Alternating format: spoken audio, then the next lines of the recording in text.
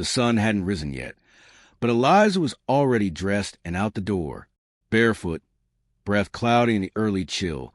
She crept past the chicken coop and out through the back pasture, where the frost made the grasses underfoot.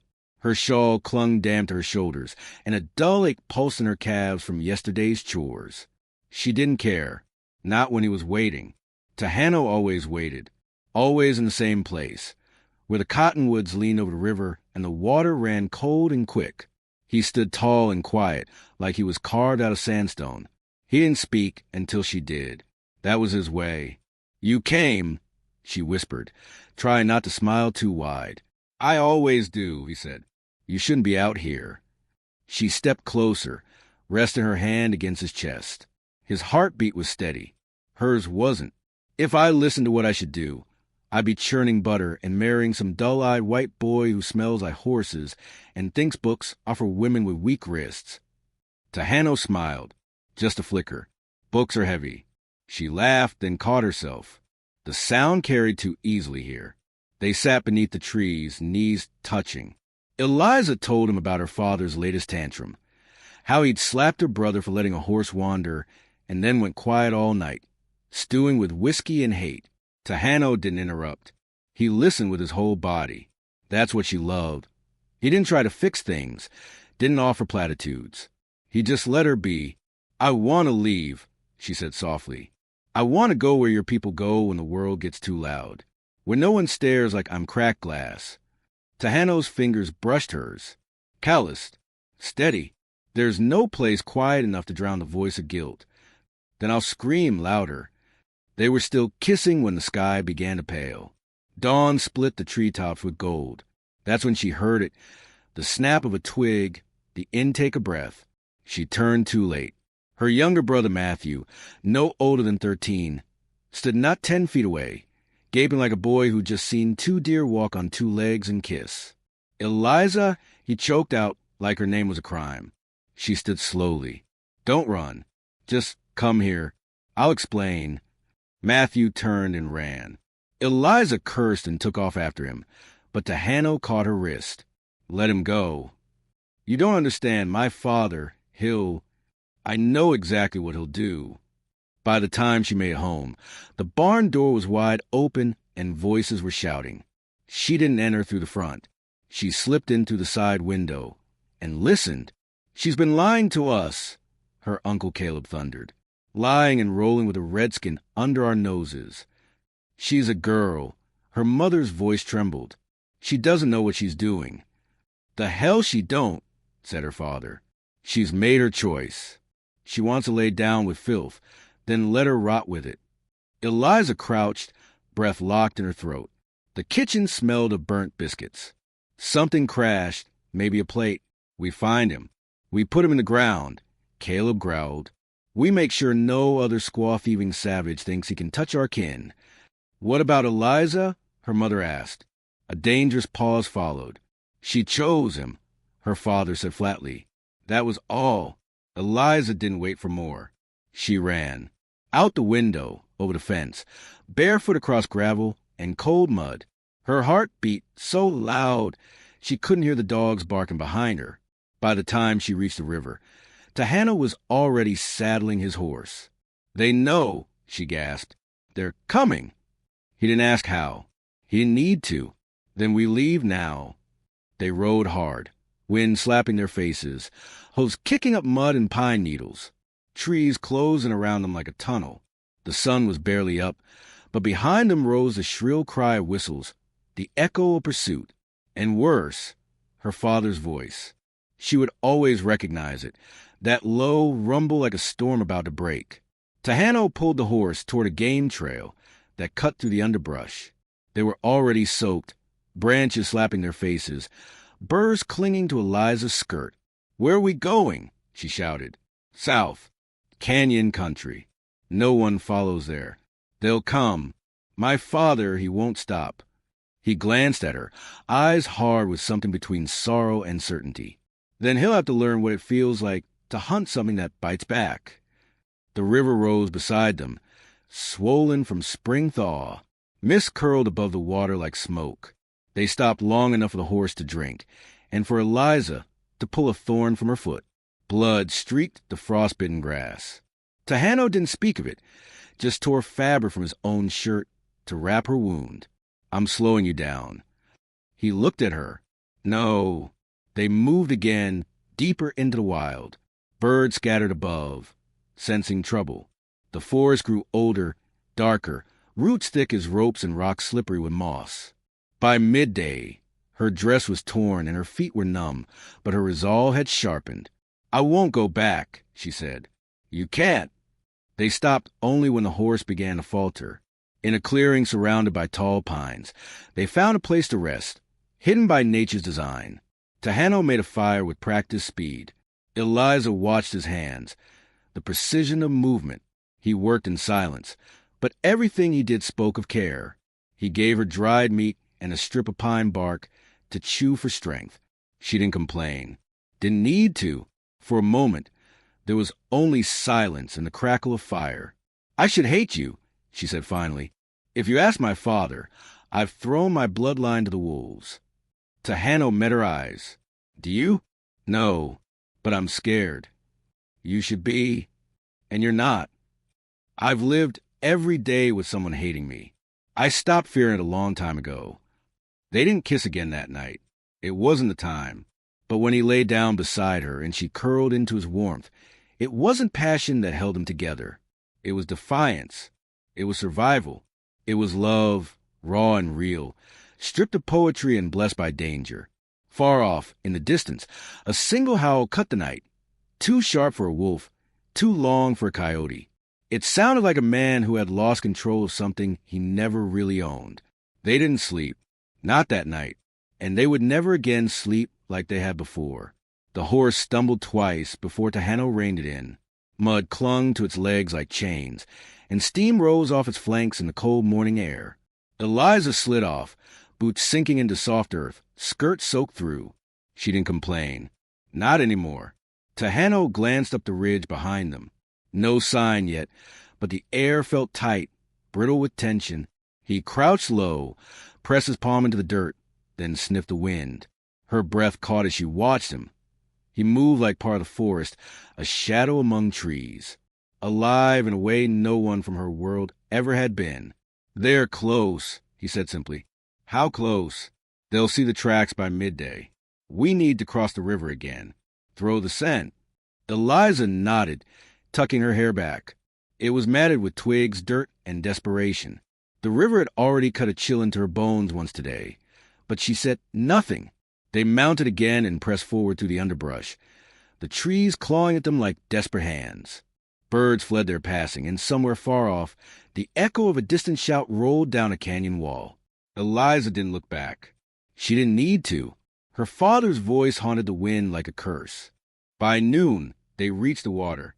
It was wide here, too wide. The spring melt had turned it violet, a brown ribbon surging between rock and tree. Tahano dismounted and tested the depth with a branch. The current nearly yanked it from his hands. We'll have to walk it. It'll pull us under. I'll hold you. That was all. She gripped his forearm as they crossed. Step by step, the water slammed against her legs, tugged her skirt, chilled her down to the marrow. Twice she slipped, but Tahano caught her. He didn't speak, just held her upright until her feet found solid ground again. They emerged gasping, dripping, half-frozen. For the next mile, neither said a word. The land changed. The pines thinned, giving way to red rock and brush, the sun beating down now with sudden fury. Eliza felt her skin tighten and burn as if the world itself couldn't decide what to do with her. Tahano moved confidently through the scrub, eyes scanning for movement, for tracks, for anything out of place. He saw things she never could, broken stems, shifted stones, the bent angle of grass. She stayed close, mirroring his quiet, steady steps. I don't think I've ever walked this far without shoes, she muttered finally, tried to inject some levity into the silence. Or bled this much. You'll live. I didn't say I wouldn't.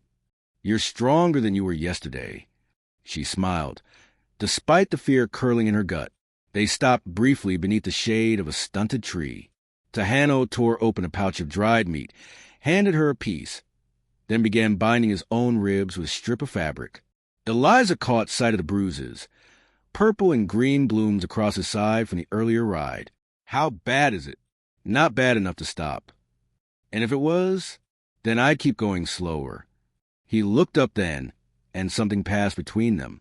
Not romance, not lust, something older, deeper. A quiet agreement. If we die, we die together. A hawk circled above, screaming once before vanishing behind stone. Eliza leaned her head back, closing her eyes.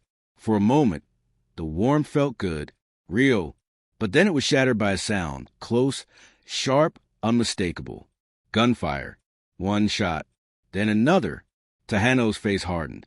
He grabbed her arm, yanked her behind the boulder, just as a third shot cracked and split the rock where her head had been. "They're on the ridge," he shouted. They ran. The ground pitched downward into a dry arroyo, and they half stumbled, half slid down the loose gravel. Bullets struck the dirt behind them. Eliza screamed as a sharp rock ripped through her skirt and into her leg. Tahano didn't stop. He pulled her forward, dodging between sage and stone. The gunfire faded, then grew distant. They dropped behind a fallen log, lungs heaving, ears ringing. "I'm hit," she gasped. "Where?" "Leg. Just scraped. But it burns." Tahano pressed a cloth to it, inspecting quickly. "You'll live. You say that like a threat. Would be easier if it was."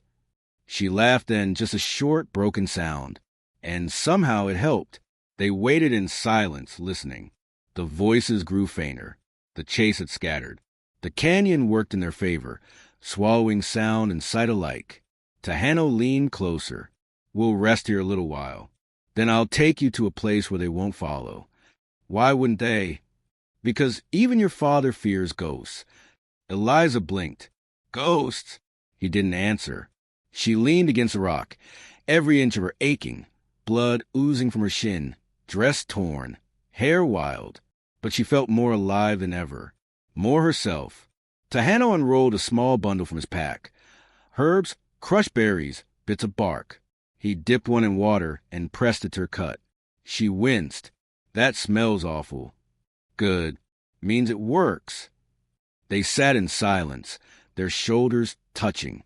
Wind rustled the dry brush above them, and somewhere a rattlesnake buzzed a warning. Eliza looked at him, really looked. "I don't belong anywhere anymore, do I?" He met her gaze. "You belong with me." It wasn't said with flourish. No grand promise. Just truth. She nodded, then let her head fall against his shoulder. Far off, the sounds of pursuit faded entirely. The sun dropped lower in the sky, shadows stretching long across stone and dirt. The danger hadn't passed. They both knew that. But for now, they had silence. They had breath. They had the next trail to choose. And when Tahano finally whispered, "It's time," she rose without protest. They didn't run this time. They walked, slowly, together, into the wild. The trail narrowed to a single path carved by wind and old footsteps, invisible to any who didn't know how to look. Jagged stone walls rose on either side, painted with rust-colored streaks and long-forgotten handprints that whispered of lives once lived and battles long past. Eliza felt them watching. Not men, not beasts, but the land itself, ancient and alert. Tahano walked ahead, sure-footed despite his limp. The wound on his side had dried, but still stained his shirt with a dark, stubborn brown. He hadn't mentioned in hours. He didn't need to. His silence said everything. Pain was his companion now, and he bore it like a promise. How much farther? Eliza asked, voice barely above a breath. "Soon." He hadn't said the name of the place, only that it was sacred, old, and avoided by settlers like her family, a place where the earth held memories no bullet could erase. They passed beneath a natural arch of sandstone, red and gold in the fading light. The air changed. Cooler, heavier. She shivered and clutched her shawl closer. "Are we being watched?" Tahano didn't look back. Yes, but not by them. Eliza didn't ask what he meant. The canyon opened into a wide hollow, sunken earth ringed by standing stones and gnarled juniper trees. There was no wind here, no bird song, only stillness, and the steady rhythm of her heart knocking against her ribs. Tahano stopped in the center and knelt, fingers brushing the dirt like a man greeting an old friend. "Sit," he said quietly. She obeyed, lowering herself beside him.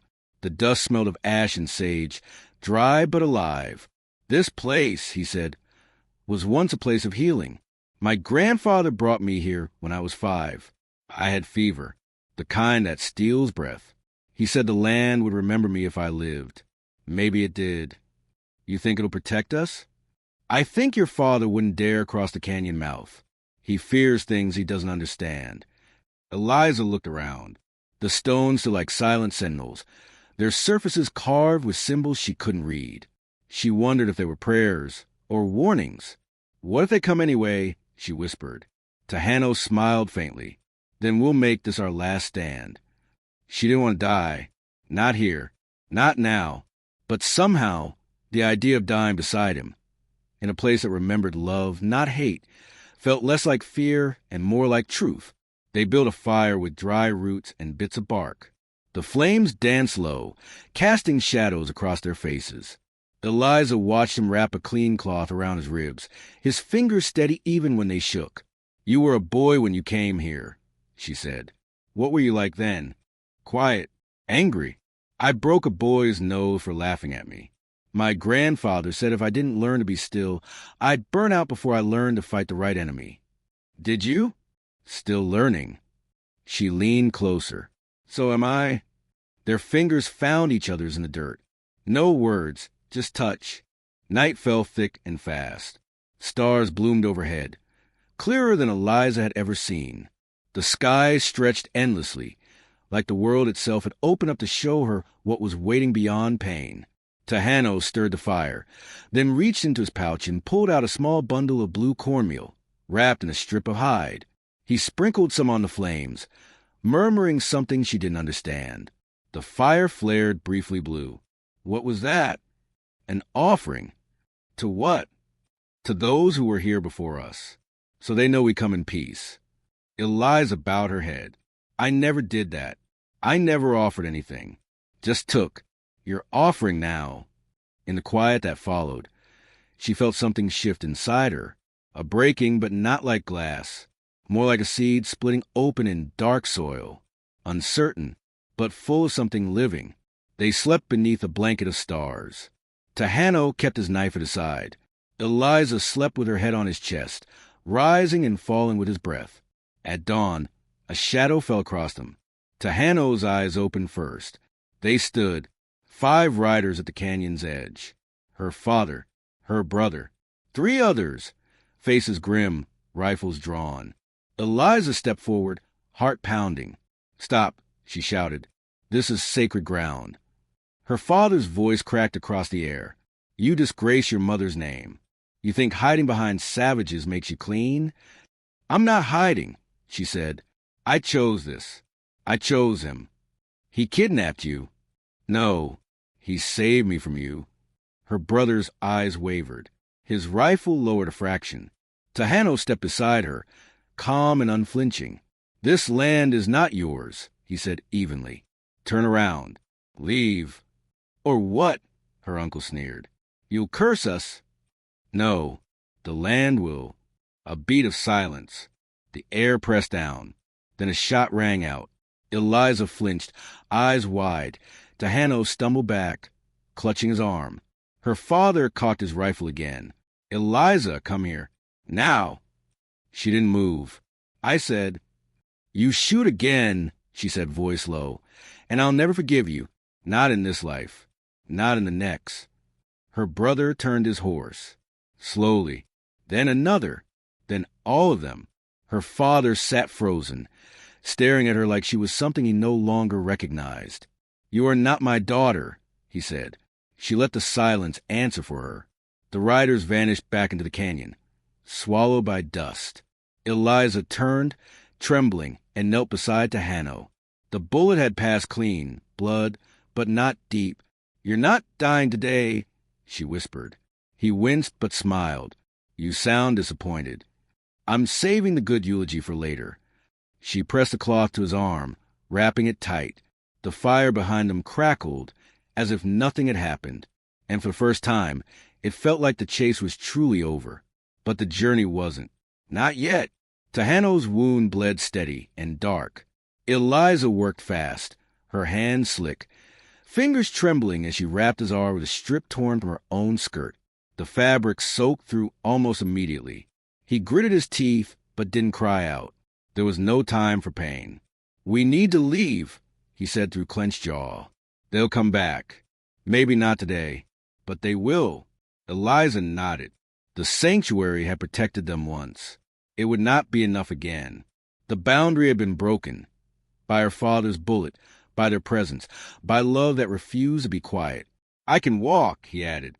"You're not walking alone." He tried to smile. "Didn't think I was." They broke camp quickly, burying the ashes and covering their tracks with brush. The land stretched before them, wild and beautiful, but dangerous now. Freedom had a cost, and they were paying it in blood. Eliza took the lead this time. Every step was a decision. Every glance over her shoulder came with the memory of her father's eyes. The fury, the judgment, the refusal to see her as anything but property that had run wild. By midday, they'd reached the canyon rim, a high ridge overlooking the valley.